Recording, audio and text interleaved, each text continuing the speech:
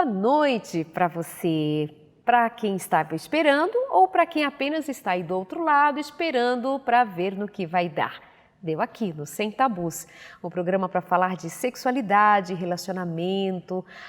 É tão bom cada encontro, cada semana, e eu agradeço muito a você pela parceria, pelo convívio, pela amizade, por cada palavra de incentivo, motivação, por cada história que chega até nós. Significa a sua confiança pelo nosso trabalho. Muito obrigada pela permissão de me deixar entrar aí na sua casa. Seja você que nos acompanha pela TV Novo Tempo, ou pela Rádio Novo Tempo, ou é um dos nossos internautas queridos. Então, de qualquer maneira, queremos estar juntinho de você. Nós somos daqueles canais que se interessam especialmente em trabalhar os aspectos da vida como um todo, a tua saúde mental, física e espiritual. Nós falamos aqui de esperança, nós falamos de saúde, família, relacionamento, sobre Deus e tudo que Ele tem apresentado em Sua palavra para nós. E muito do nosso sofrimento é porque nós nos distanciamos da palavra de Deus, do ensino de Deus, e aí ficamos criando, inventando novos caminhos em busca de algo que já está prático, pronto. Quando nós seguimos um caminho reto, traçado por Deus, isso está revelado em Sua palavra. Então, fica aqui o nosso convite para você se dedicar mais àquilo que realmente tem valor na vida. E as coisas não são as supérfluas, as passageiras, as que podemos até classificá-las como inúteis muitas vezes. Temos que ir ao que é mais concreto, mais profundo e mais permanente na vida. E nada mais significativo em termos de permanência, de valor, do que relacionamento.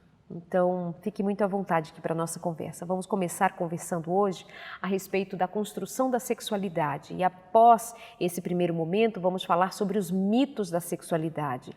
Como nós não fomos bem ensinados a respeito de sexualidade e hoje nós vivemos numa grande confusão a respeito dela, houve um tempo em que se negava, houve um tempo em que ela foi apresentada como algo pecaminoso, feio, sujo, apartado das coisas santas. E aí hoje nós vivemos uma grande celeuma, uma grande confusão, um resquício de pensamentos antigos, com novidades que vêm assim arrastando muita gente para uma ilusão muito perniciosa, né?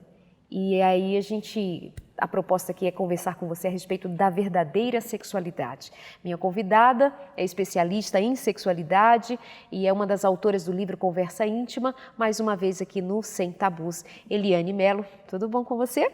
Tudo bem, um prazer estar aqui com você. Obrigada. Como foi que você se despertou para se debruçar sobre o tema sexualidade? Qual foi a necessidade que você viu? A principal necessidade que eu observei é a carência das pessoas em entender o tema.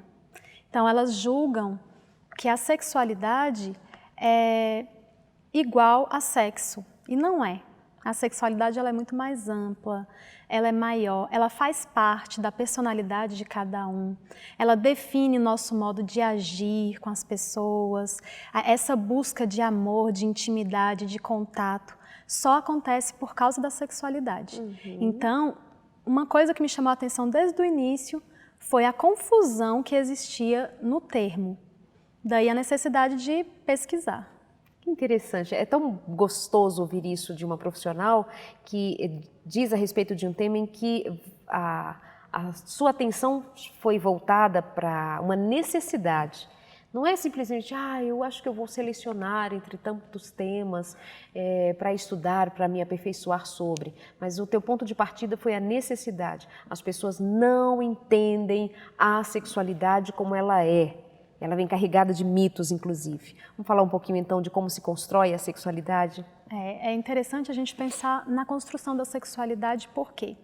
Porque a construção da sexualidade, ela chega a ser anterior ao nosso nascimento. Então, algumas pessoas se assustam. Como assim? Né? Já nasci, já cresci e minha sexualidade é anterior? Porque os seus pais definem boa parte da sua concepção com relação à sexualidade. E essa vivência dos seus pais, baseado na sociedade em que eles vivem, acabam por formar o que você vai ter como sexualidade. Só que é claro, Darleide, que no momento da gravidez, você se depara com o sexo e ele define mais ainda a sua sexualidade. Por isso é muito comum a gente ver uma gestante que está grávida de uma menina.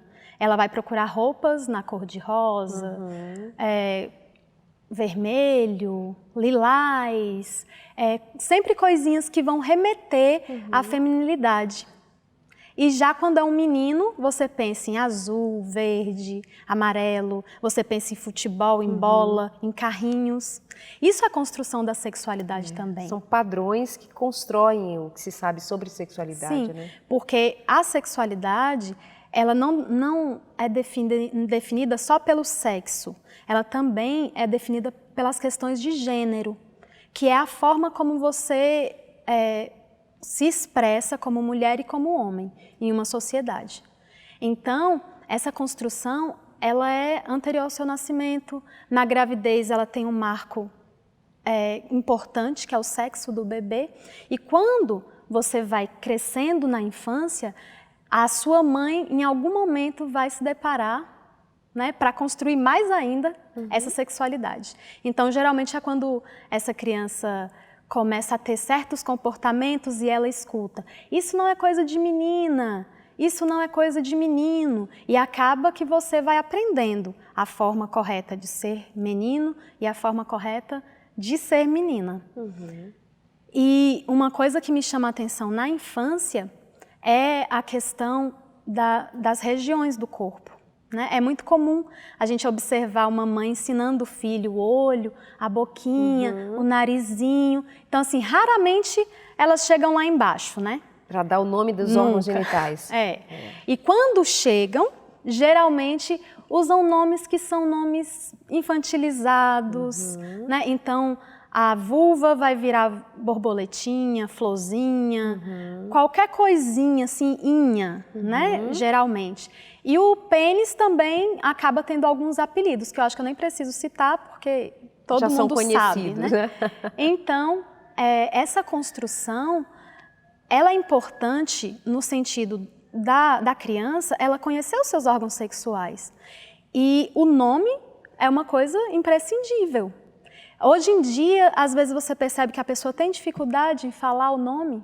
Então, vagina, pênis, a pessoa já fica vermelha em pensar em falar, porque não tem essa liberdade de construção da sexualidade. Essa sexualidade na infância, ela funciona como se ela fosse o alicerce. E se esse alicerce não foi bem construído, vai acabar dando problema nessa construção ao longo dos anos. E a infância é um momento também onde essa criança ela precisa aprender de onde ela veio, né? E geralmente a gente consegue trabalhar bem com a criança respostas simples, respostas claras, sem precisar entrar em detalhes. Mas a criança ela precisa saber a verdade, ela precisa entender no pai e na mãe um canal aberto de comunicação, mesmo que seja sobre sexualidade. E se a criança não percebe isso, ela não vai nem perguntar, ela não vai nem fazer perguntas básicas, porque ela vai sentir que é um assunto que não se pode falar no lar.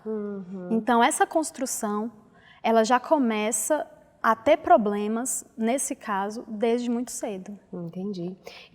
Quando você diz assim, em algum momento você falou assim, fazendo a distinção menino-menina. Aí os pais, os educadores, enfim, vão dizer assim, olha, isso não é coisa de menina, isso não é coisa de menino. Você vai ser ensinado a aprender o modo correto de ser menino, o modo correto de ser menina. Aí agora nós vamos entrar, por exemplo, a falar sobre alguns mitos a partir dessa construção. Tenha sido ela bem feita, vai ser conduzido para o resto da vida de maneira adequada. Se foi feita de maneira equivocada, vamos arrastar equívocos até que tomemos consciência e busquemos ajuda e possamos dar uma meia volta aí nessa história. Muitos pais, inclusive, plantaram mitos na cabeça dos filhos. Olha, o modo correto de ser menino é: menino não chora. Modo correto de ser menino é, menino não ajuda nas atividades domésticas. O modo de ser menina é, então assim, é lá atrás mesmo, né, que as mentiras são contadas, os equívocos são levantados, e aí tem outros mitos que nós vamos, a partir de agora, falar, a menos que você ainda queira destacar algo mais sobre a construção da sexualidade. Então, eu acho que vale ressaltar, como eu disse, se a infância é a base da minha construção, é o alicerce, é na adolescência que vai se dar a construção das paredes. E a fase adulta é só o telhado, a grosso modo. Sim. Então, é interessante que a gente reflita que enquanto a gente está na infância, a gente entende os pais como verdade absoluta. Então, se eu não aprendi ali no meio familiar as verdades absolutas, o que vai acontecer na fase da adolescência? As pessoas externas elas vão aparecer.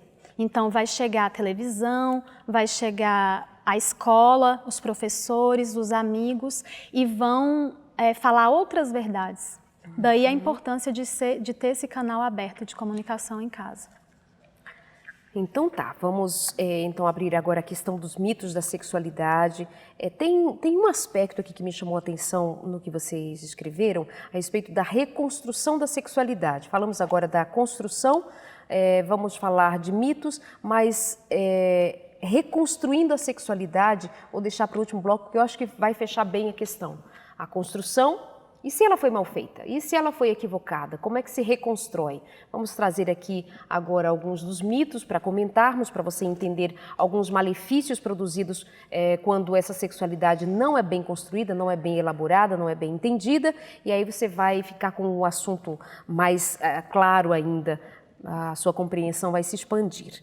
O mito do corpo perfeito. É um dos primeiros mitos que você destacou, mas é importante dizer o que é exatamente o mito, né? Então, o mito, a essência da palavra, fala sobre fábula. Então, assim, é uma história que é inventada, tá? Então, só que ela pega uma proporção tão grande que você começa a tê-la como verdade absoluta. É aquela mentira tão bem contada que passa a ser verdade. Isso é um mito. Então ela foi tão repetida, né, de gerações a gerações, que já é como se fosse uma verdade. Então a gente precisa desconstruir esses mitos, né? E quando a gente fala, por exemplo, de mito sexual, aí a gente vai ter essas falácias com relação à sexualidade. E aí você destacou o mito do corpo perfeito, sendo que antes você disse que os mitos sexuais acabam sendo reforçados pela falta de informação científica básica, sim. O que faz com que o senso comum prevaleça e determine as verdades nas práticas sexuais dos indivíduos. Ao olhar para os mitos sexuais, vamos observar que sua origem pode estar firmada em 3 lugares específicos. Quais são eles? Então, esses 3 lugares, essas questões de anatomia e de fisiologia, que são desconhecidas, na sociedade, que também ensina esse modo de ser homem, de ser mulher, e a religião. Então, a religião ela tem um fator importante nessa construção dos mitos também. Porque, como você mesma já citou, em determinado momento da história da sociedade, a religião ela impôs verdades que não eram verdades, que eram mitos. Mentiras como verdades. Que eram mitos, mas acabou que as pessoas foram levando adiante. Então a gente precisa reconstruir. Bacana. Número 1, mito do corpo perfeito. Eu acho que o mito do corpo perfeito envolve muito a questão da anatomia e da fisiologia. Porque o desconhecimento da anatomia e da fisiologia pode fazer com que as pessoas pensem que eu só vou ter um bom desempenho sexual se eu tiver o padrão que a sociedade está me exigindo. Então, eu poderia dizer que chega a ser uma mistura de sociedade com falta de conhecimento anatômico e fisiológico. Então, para que eu tenha um bom desempenho sexual, eu não preciso de um corpo perfeito. Eu não preciso de um corpo nas proporções que a sociedade exige. Eu não preciso ser magra, alta, eu não preciso ter o peito grande ou a bunda grande, o que for. Eu não preciso disso. Por quê? Anatomicamente e fisiologicamente falando, eu preciso ser uma pessoa que está funcionando. Então, a gente já tira essa ideia, né? Tem que desconstruir a ideia de que só quem é magrinho que vai ter um bom relacionamento sexual. Não. Todas as pessoas podem ter um bom relacionamento sexual, desde que estejam funcionando fisiologicamente. Então, todo o seu corpo funciona bem.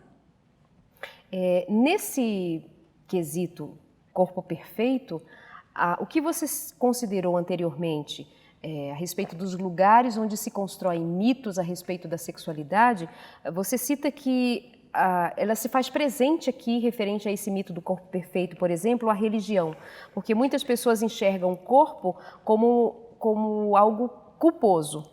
Ou seja, isso aconteceu por conta de um pensamento religioso primitivo, quando dividiram corpo e alma. O que não é bíblico, né? O que nós sabemos que não é bíblico. A Bíblia não apresenta divisão entre o corpo e uma alma que sai branquinha de nós, como aparece nos filminhos, enfim.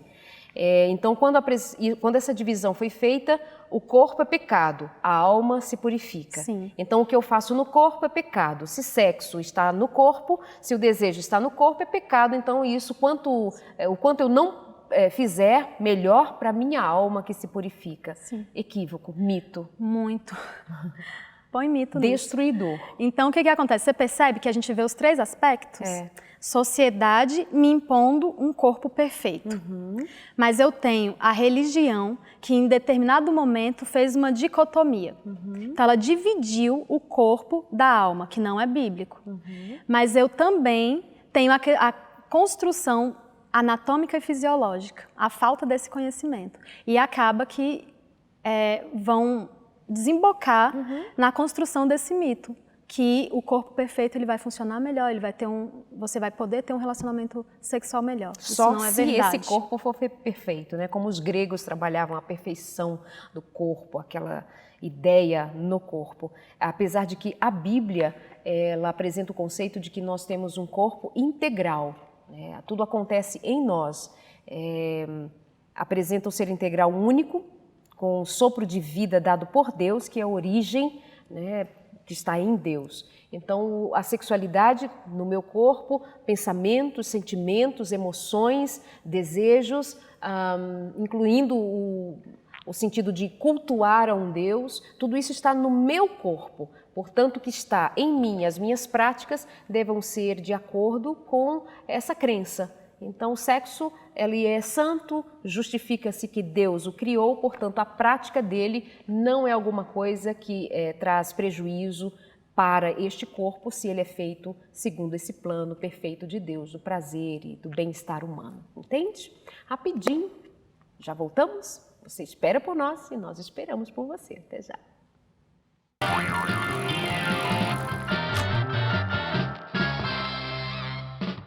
A conclusão a respeito do que nós falamos anteriormente, a respeito do mito do corpo perfeito, é a seguinte: o mais importante não é o tipo de corpo que temos, mas as expressões que podemos tirar dele, com o seu potencial de sedução. Isto é, só é possível se gostarmos dele.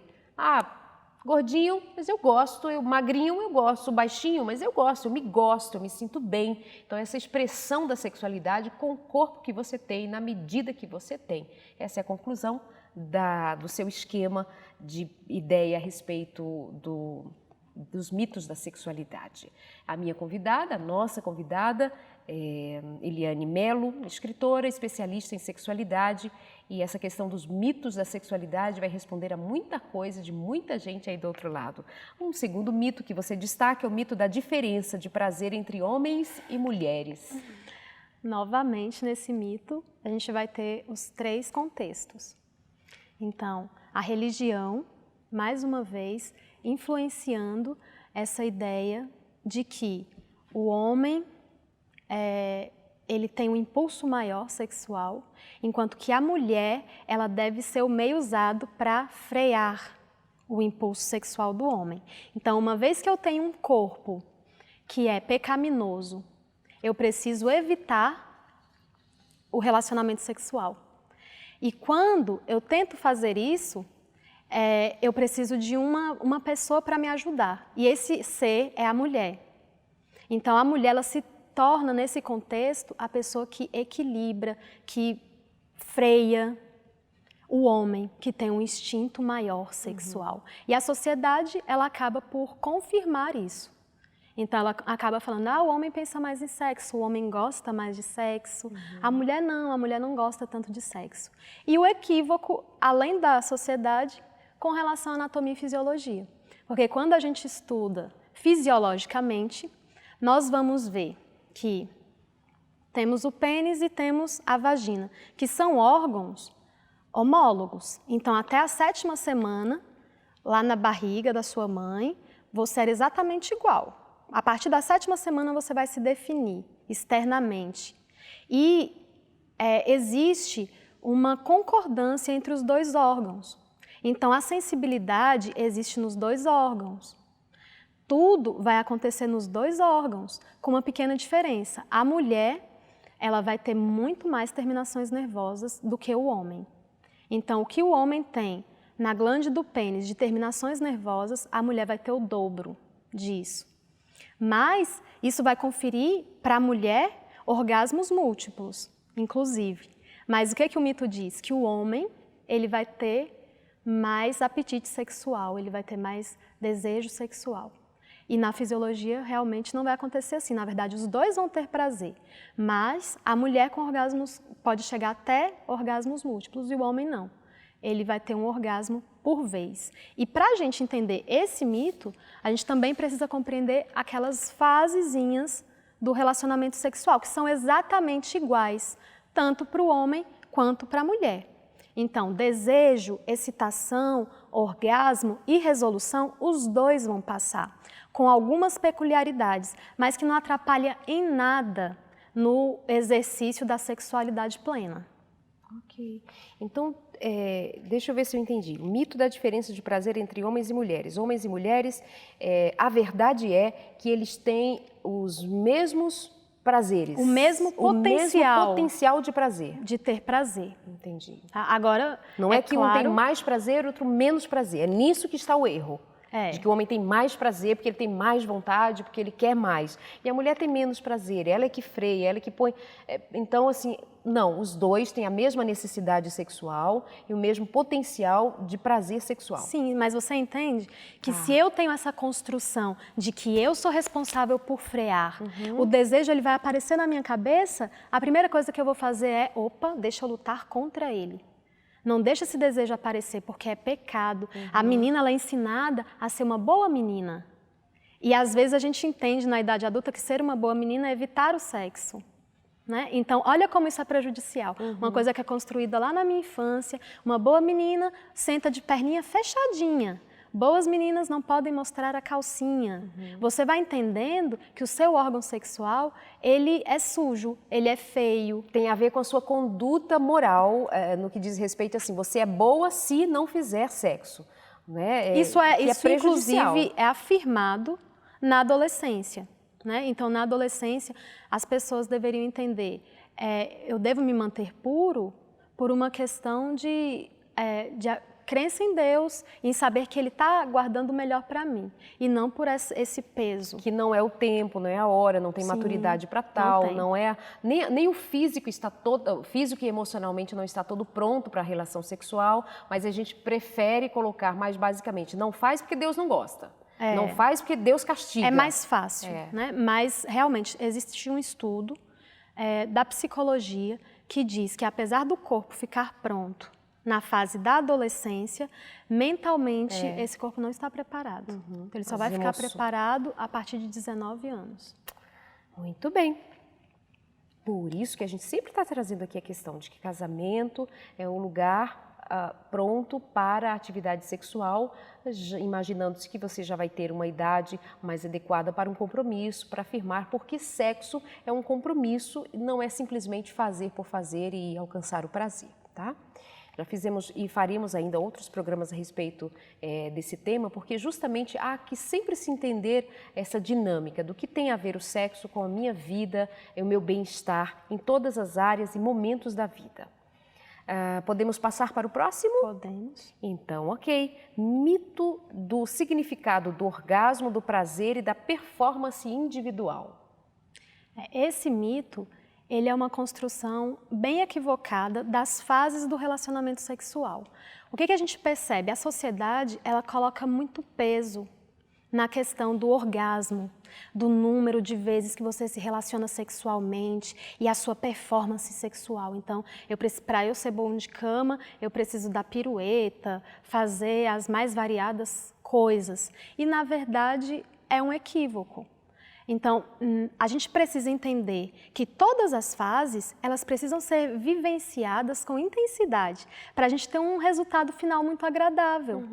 Então, uma vez que eu tenho o desejo, e eu deixo esse desejo tomar conta do meu corpo, e eu passo para aquela fase de excitação, e eu não faço nada com pressa, eu estou ali para conhecer o corpo do meu parceiro, e a gente gasta tempo nesse conhecimento, nesse autoconhecimento, não se preocupa também com só a manipulação do clítoris ou do pênis. Você tem muitas terminações nervosas nesse local? Claro que sim, mas por que não explorar o corpo todo? Então eu preciso viver com intensidade todas as fases do relacionamento sexual, inclusive até a resolução. Então a resolução é o momento de vocês ficarem ali abraçadinhos, juntinhos e deixar o corpo voltar ao estado de origem. Então, por que não viver com intensidade cada fase? Por que ficar fixado nesse padrão cultural de que tem que ser 3 vezes por semana, 2 vezes ao dia, e tem que ser rápido, que tem que ser 3 vezes na noite. Ou tem que ser demorado, horas. Né? Demais. Então, assim, não existe necessidade disso. Então, o orgasmo deve ser buscado pela intensidade da intimidade e não de forma limitante da relação sexual. Outro mito, e esse é muito comentado, mito do tamanho do pênis. Muito comentado. Esse é interessante para os homens, né? Porque o homem, ele acaba tendo um pensamento equivocado de que o pênis, quanto maior, proporciona mais prazer para a mulher. E isso realmente é um mito. Primeiro que a gente tem que pensar que a vagina, em estado normal, ela vai ter 8 centímetros. Ela só vai se preparar para receber o pênis quando a mulher já está bastante excitada, e aí vai acontecer um prolongamento dessa vagina. Mas o que os homens não sabem é que, independente do tamanho do pênis, os 5 primeiros centímetros da vagina é que tem percepção. Então, assim, o fundo da vagina, ela não vai sentir mais prazer porque o homem tem um pênis maior. Pelo contrário, se o pênis tender a ser grande demais, pode, inclusive, machucar essa mulher, principalmente se ela não foi bem preparada na excitação. Então, o que a gente entende desse mito? A gente entende que o prazer feminino, ele não está vinculado ao tamanho do pênis. Ele está vinculado a uma boa excitação e à manipulação clitoriana. E aí a gente tem que entender que o clítoris não é só aquela partezinha ali pequenininha que aparece. Então, ele, por baixo ali da vagina, ele se prolonga, tá? Então, ele pega ao redor da vagina, do lado do osso púbico. Então, ali é tudo muito sensível, porque tem terminações nervosas em todos os lugares. Mas com relação ao tamanho do pênis, só até os 5 primeiros centímetros que a mulher tem percepção. E na excitação, o que vai acontecer com essa vagina? Os músculos que estão ali, eles vão se encher de sangue e vão acoplar melhor o pênis. Então, um pênis ser grande ou médio ou pequeno não vai interferir no prazer dessa mulher. O que também tenho certeza que essa discussão em torno do tamanho do pênis tem a ver com a pornografia.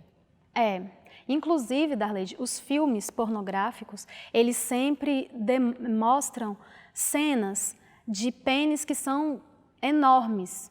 Então, são assim, desproporcionais à média. Quando eles buscam os atores, eles pegam exatamente esses homens que são desproporcionais, o que vai criando na mente do homem a ideia de que ele só vai ser mais homem, mais poderoso, mais macho, se ele tiver um pênis grande. Inclusive, alguns homens se submetem à cirurgia para aumentar o tamanho do pênis. Cirurgia, medicamento, bizarrices, coisas assim afins, por conta de uma mentira que foi contada repetidas vezes e ele acreditou, né? Você acreditou. Mas que bom que estamos aqui ouvindo então sobre o tema e levando você a considerar que esses mitos podem estar atrapalhando a tua relação hoje, a tua atividade sexual hoje. Mito da dor da primeira vez. Esse é quase um mito difícil de ser desfeito, porque as histórias que se repetem são de que realmente a primeira noite vai doer e etc. E já fizemos aqui programas sobre lua de mel e a primeira vez, e assim, enxurradas de questionamentos e histórias, e vem muita história de que foi doloroso mesmo e etc, etc. Você apresenta como mito da dor da primeira vez. Muito bom. É um mito, por quê? Porque não tem que doer. Uhum. Se a mulher for bem preparada para esse momento, não vai doer. O problema é que geralmente existe muita emoção, muita intenção e às vezes inclusive fora de hora, né? Que dificulta essa primeira vez ser muito boa para os dois. Mas o que acontece? Nesse mito, a gente acaba por ter que falar do ímen, né? Também. Porque as pessoas têm uma construção de que o ímen ele é uma parede toda fechada, né, que é quase impossível de ser quebrada. E na verdade o ímen ele é uma mucosazinha, um tecido que tem uma função importantíssima na primeira infância. Então, quando as meninas são crianças, elas sentam em qualquer lugar, elas não ligam para esse tipo de coisa. Então, para que serve o ímen? Para proteger. E realmente, quando essa criança, essa menininha é criança, vai ser uma proteção, uma barreira. Mas na idade adulta, com a chegada da adolescência, esse ímen ele vai começar a se modificar, porque o corpo dessa menina está se modificando. E uma vez que esse corpo se modifica, ele vai ficando esburacadinho. Um bom exemplo para se entender isso é a menstruação. Se esse ímen fosse uma parede, a menstruação não sairia, ficaria presa, como acontece em alguns poucos casos. E aí o médico tem que ir lá e abrir o ímen. Mas o mais comum ele vai ficando todo esburacado, tanto é que passam coágulos que são grandes, porque ele é todo esburacado. Então, a gente não pode colocar essa dor toda como consequência de uma ruptura do ímen. Na verdade, essa mulher está tão tensa, tão preocupada, que a musculatura do assoalho pélvico dela se contrai de forma involuntária. E aí, o que era para ser só prazer, acaba trazendo a dor. Mas uma vez que essa mulher é bem trabalhada no período de excitação, quando vai chegar um momento que ela vai desejar essa penetração. E se essa penetração ocorrer nesse momento, ela não vai ser dolorosa. A questão é que muitas vezes essa primeira vez foi rápida quando é feito escondido, né? Ou despreparado emocionalmente mesmo, ou muito tenso porque foi muito esperado, muito desejado e agora como vai ser. Porque disseram muito a respeito da dor e ela acredita e obviamente se ela vai esperando a dor, vai doer, dói, porque se contrai, né? A musculação se contrai. E, ou seja, esse mito ele está muito pautado em outros mitos. Sim. Como este, por exemplo, que eu citei, de que todo mundo diz que doía, o meu também vai doer. Meu primeiro momento vai doer também. E até a sociedade, em determinados períodos, ela considerava a questão da primeira noite uma coisa importantíssima. Tanto é que as pessoas ficavam esperando, né, do lado de fora, para vir o lençolzinho manchado de sangue.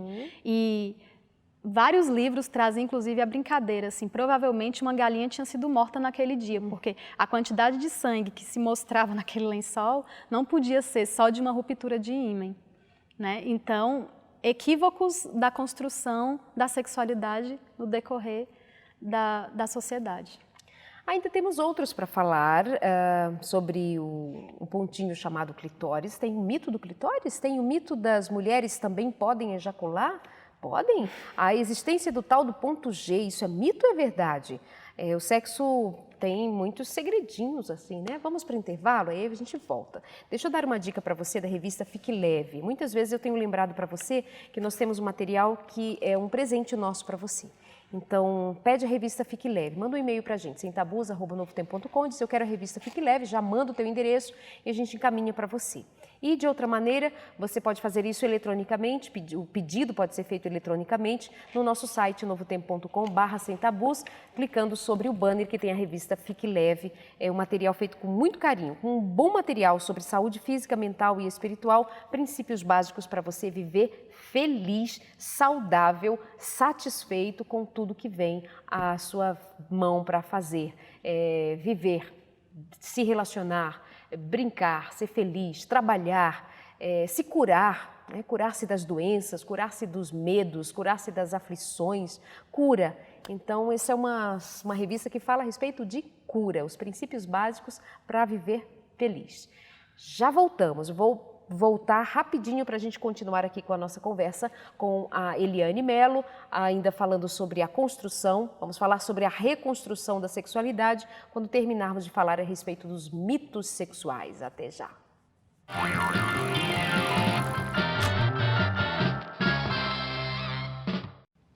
Boa noite para você, conversa agradável hoje. Aprendizado, tá gostando?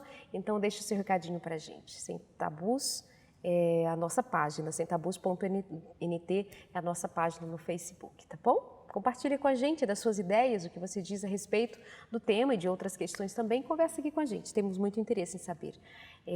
Estamos conversando com a Eliane Mello, especialista em sexualidade, falando sobre alguns mitos, a construção da sexualidade, mitos da sexualidade, e ainda vai falar um pouquinho a respeito da reconstrução dela. Antes de ir para o intervalo, eu falei que nós ainda abordaríamos a respeito do mito do clitóris, já falamos isso, então vamos passar um pouquinho adiante. Mito das mulheres que também ejaculam. Realmente, algumas vezes chegam perguntas desse gênero aqui pra gente. Na verdade, as mulheres gostam muito de se comparar com os homens. E aí, como vem que existe a ejaculação masculina, acaba-se por ter uma falácia sobre a ejaculação feminina.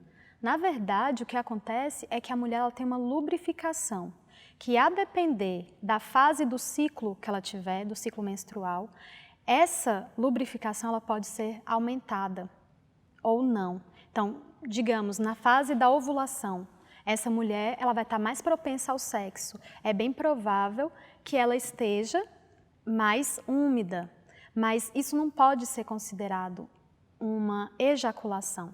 E como a gente já falou também no primeiro bloco, isso também tem influência da pornografia, porque é comum em filmes pornográficos as mulheres ejacularem, mas provavelmente aquilo ali é xixi, bem provável, porque a mulher ela não tem condição, a vagina ela tem um diâmetro que é grande, vamos pensar assim de forma bem lógica, o homem ele ejacula, mas o canal ele é fininho, tem uma pressão que é feita durante todo o intercurso sexual para botar essa ejaculação para fora, para colocá-la para fora. A mulher tem uma vagina para acoplar um pênis, então para ela ejacular teria que ser uma quantidade muito grande e teria que existir um trabalho todo da vagina para botar essa ejaculação para fora. Então, na verdade, isso é uma falácia, é um mito. A mulher, sim, ela fica lubrificada para receber o pênis, essa lubrificação dela pode variar, tá?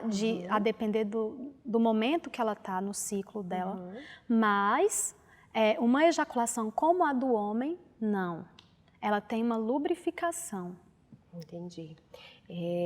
Vale lembrar que quando o profissional diz a respeito do que acontece nos filmes de pornografia, nós precisamos pontuar que nós estamos falando com um profissional que estuda a respeito, que trabalha com essa questão, com pesquisas, inclusive pesquisas já feitas a respeito, porque vale dizer isso caso alguém tenha a impressão de que essas coisas são ditas pura e simplesmente porque assiste por prazer filmes de pornografia sem que considerar quem é que está falando a respeito de tais filmes, e quando estamos falando aqui é pela voz do profissionalismo para justamente pautar você de que o que está sendo dito tem embasamento. tá? E assim, como é fácil entender que muito da sexualidade humana de agora, falando de agora especialmente, tem muito traço do que é dito, sim, pela indústria da pornografia. Outro dia eu li uma reportagem que diz que essa pornografia dá tanto lucro, ela é tão lucrativa para os que trabalham com produtos eróticos, filmes, enfim, pornografia de modo geral, que até a Disney tem produtos que atendem essa área. Então, é uma rede que sustenta, inclusive, as relações humanas. Por isso que eu repito tantas vezes, né? O Sem Tabus tem o seu lugar, sim, de quebrar paradigmas, derrubar mitos, de quebrar tabus, não no sentido de que muita gente diz, mas para vocês tudo é tabus. Não, para você é tabu falar de sexo do modo correto, é um grande tabu. Então, as coisas que estão equivocadas, fora do lugar, e a nossa intenção é trazer esse assunto à tona por uma outra visão, tá certo? O mito da existência do ponto G. Então, é mito? É porque quando a gente fala de ponto G, se imagina um local, tipo um botãozinho, um interruptor, que eu vou lá, pego e a mulher já está preparada para o ato sexual. Isso não existe. É claro que algumas mulheres, elas declaram ter uma maior sensibilidade em determinado local. Mas eu achei interessante que teve um estudo que analisou anatomicamente o tecido vaginal, né, de vários defuntos e não encontrou nenhuma inervação especial em um ponto. Então, se a gente pensa que o ponto G é um ponto de maior sensibilidade, esse ponto ele deveria ter uma maior inervação para ele funcionar como esse botãozinho. Óbvio. Isso não foi encontrado, anatomicamente falando. Mas algumas mulheres, elas têm uma percepção de sensibilidade em determinado local da vagina, que geralmente é na parte anterior, já na vagina e na parte anterior. Mas isso não pode ser considerado um ponto específico em todas as mulheres, visto que depende muito da vivência sexual que essa mulher teve. E anatomicamente não se encontrou essa mudança, essa modificação nos estudos. Então é mito. É um mito. O sexo deve ser pensado levando em consideração as suas funções, que vão muito além da procriação. O sexo, segundo a palavra de Deus, também é prazer e é um presente, é uma dádiva, como está lá em Provérbios 5,19, que diz para o homem se alegrar com a mulher da sua mocidade, da sua juventude. Outra função é o conhecimento recíproco da intimidade. Agora, eu queria pedir que você falasse um pouquinho a respeito da reconstrução da sexualidade. Se essa sexualidade foi mal construída, mal elaborada, se esses mitos todos, estes e muitos outros, tá? Tem outros mitos, né? A gente destacou alguns aqui bem importantes, mas existem outros. Se essa vivência sexual é equivocada, como é que se reconstrói a sexualidade? Uma das coisas, Darleide, que mais me chama a atenção na sexualidade é que ela é plástica. Isso significa que ela pode ser remodelada. Que ótimo. Isso significa que eu posso mudar conceitos, eu posso quebrar paradigmas. Então, quando eu falo para uma mulher que achava que o sexo era pecado, e ela ouve a explicação do que aconteceu na história, ela tem o potencial de mudar esse pensamento na cabeça dela. E isso é muito legal. Então, a sexualidade ser plástica, ela me dá oportunidade de aparar todas as arestas.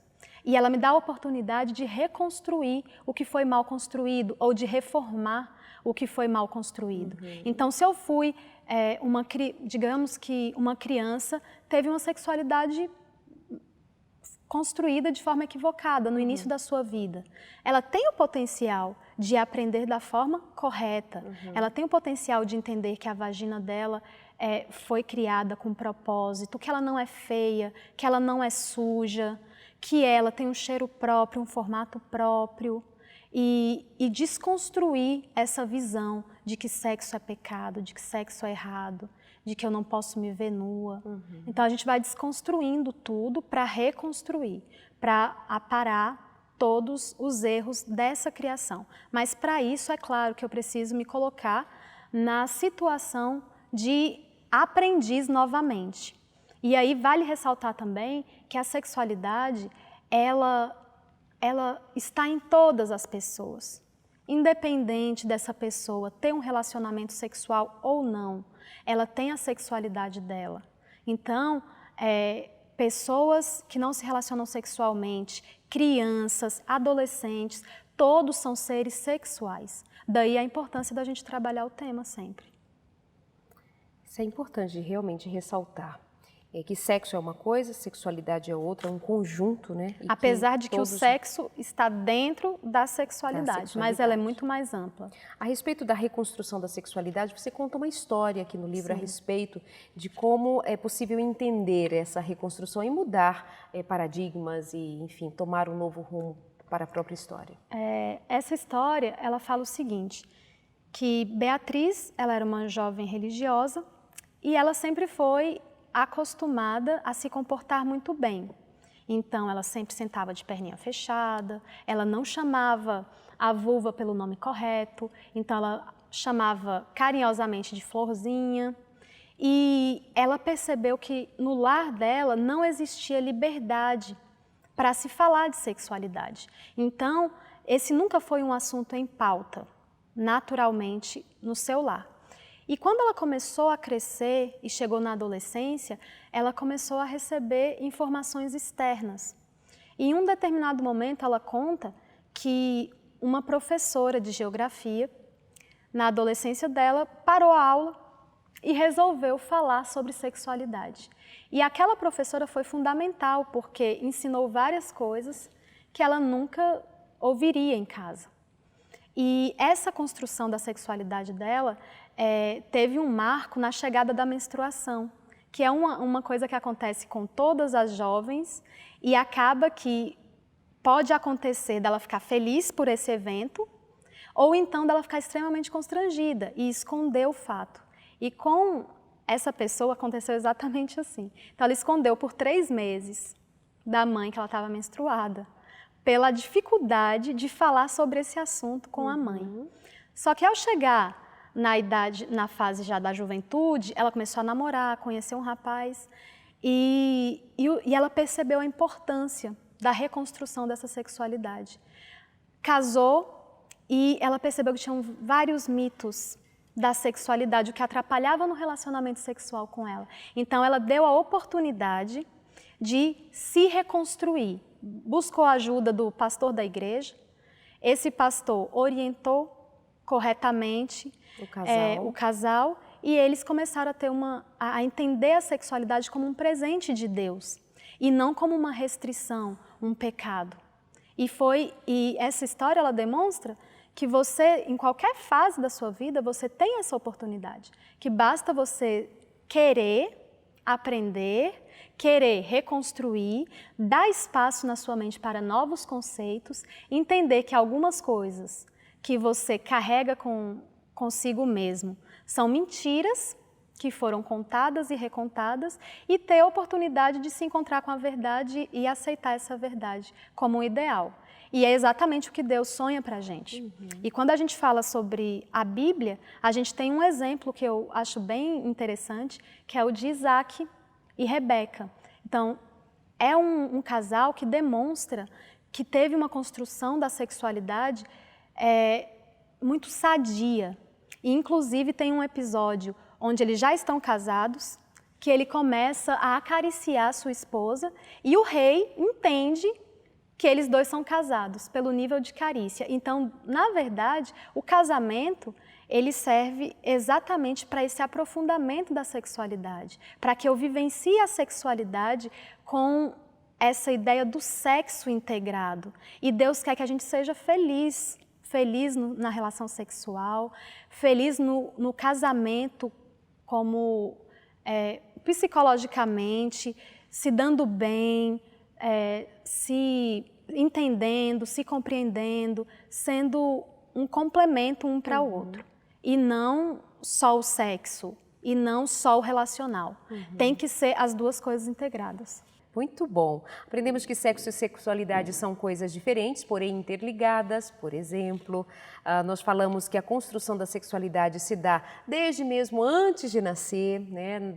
E depois na concepção, e depois quando ainda na primeira infância, segunda infância, na adolescência, criam-se as paredes, na fase adulta só um acabamento, né? E que em toda hora é possível recomeçar, refazer, restaurar aquilo que foi danificado ao longo da construção de muitos mitos. Falar dos mitos hoje foi só uma chance de você repensar se você não está carregado de alguns mitos que tiram de você a capacidade de ser pleno sexualmente. E pense bem, muitos dos mitos, eles estão ligados não só à ignorância, não é ignorância que eu digo o fato de realmente não saber de algumas coisas, mas também por conta de querer saber demais aquilo que não condiz. Sabe aquela história que a palavra de Deus diz, tudo posso, mas nem tudo me convém? Tem a ver com isso também. A curiosidade, sabe, querer fazer por fazer, a satisfação a qualquer custo, a qualquer preço, também são mitos que a gente precisa quebrar. Satisfação precisa ser algo mais leve, mais suave, uma descoberta a dois, saudável, bonita, gostosa. Sexo é para ser gostoso. Eliane, quem quer falar com você pode falar mais de perto acessando o seu blog, é isso? Pode sim, o blog é conversa2.com e lá a gente tem essa oportunidade de estreitar as relações. A Eliane, além de ela como especialista, ela é professora universitária e tem uma vivência muito de perto com esse tema, por isso se debruçou mais especialmente sobre e tem esse livro hoje em mãos, escrito juntamente com a Edilmara Carvalho, que também é profissional na área do conhecimento com especialização em sexualidade e tem essa disponibilidade de continuar ajudando, dando palestras para todo o Brasil, enfim. Que Deus te abençoe, viu? Amém. Muito obrigada, um abraço para a sua família, que Deus continue ricamente te usando para ensinar mais, para ajudar mais a outras pessoas. Amém, foi um prazer estar com vocês. Obrigada. Um beijo para você aí de casa, muito bom, olha só. Cada oportunidade que se renova aqui, para mim, é cheia de importância. Tá? É importante para nós que produzimos o programa, para nós que estamos à frente dele, para quem trabalha nos bastidores, para Novo Tempo como um todo, é muito importante sabermos que essas palavras, esse conteúdo faz um movimento diferenciado na tua vida. Se para você o que foi dito não tem importância nenhuma, tudo bem, ou porque você já sabia, porque você já entende que está tudo bem com você, ok, mas até para os que estão bem e ouve algo do gênero, tem importância sim, porque confirma aquilo que você já sabe, aquilo que você já experimenta. Então é importante. Se não tem importância porque é inútil falar do tema, é porque você não tem nenhum tipo de necessidade e não percebe que o conhecimento pode não fazer diferença para a sua vida, mas faz muita diferença para a vida de quem está em busca muitas vezes até de migalhas, por favor, sabe, pedindo quase que por favor que lhe expliquem por que o desejo, por que o sexo, por que isto, por que daquilo, tem a ver a criação de Deus, tem a ver a conjugalidade, sempre tem mentes querendo saber mais, entender mais e melhor. Então faz-se muito válido esse espaço aqui para a gente falar de sexo com muito respeito, com muita dignidade, porque sexo é importante na construção humana e tem repercussão inclusive na nossa espiritualidade. Tem gente que tem uma espiritualidade doente porque a sua sexualidade é doente. Então, fico muito feliz de estar à frente desse programa, contar com profissionais como você e com você aí do outro lado que entende a nossa proposta. Um beijo muito especial, até semana que vem, uma excelente noite para você e até o próximo encontro.